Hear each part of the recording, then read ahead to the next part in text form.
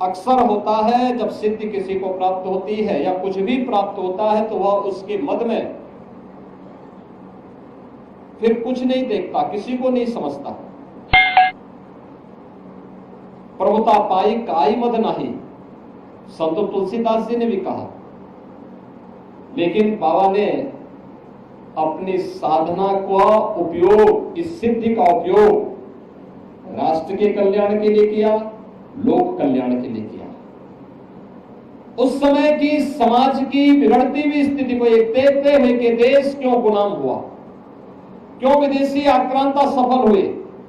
एक तरफ उन्होंने समाज को जोड़ने का काम किया, दलितों को, आदिवासियों को, वनवासियों को, गिरवासियों को बिना भेदभाव से मुक्त एक ऐसे समाज की स्थापना का अलग जगाया था जो एक अघोराचार्य को ही के द्वारा ही संभव था, एक योगी के द्वारा ही संभव था, एक संत के द्वारा ही संभव था। उच्च कुलीन परिवार में जन्म लिया, लेकिन उन्होंने कहा नहीं, छूत अस्पृश्यता के भाव को त्यागना होगा, तभी ये देश सुरक्षित हो पाएगा।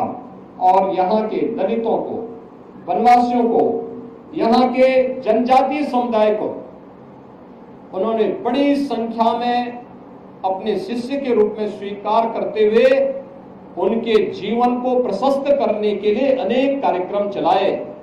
तो दूसरी तरफ मुगल आक्रांताओं को भी उन्होंने उस समय सबक सिखाने के लिए सांझा को भी डपट करके भगाने का काम किया था, जो उनके चमत्कार को देखने की प्रतीक्षा कर रहा था।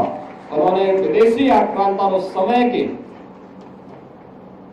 जो शासक थे उनको फटकार लगाई थी।